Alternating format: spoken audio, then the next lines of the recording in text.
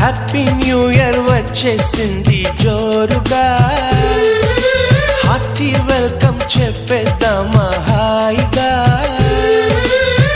కొత్త కొత్త ఊహల్లో తెలిపోటియా, మనసులోని ఆశల్ని పంచుకో బ్రదర్. గుండెలోని భావాలు గుప్పుమన్న ఈ వేళ, కదిలల్లే కాలపు కన్నెకి టాటా చెప్పుదామా.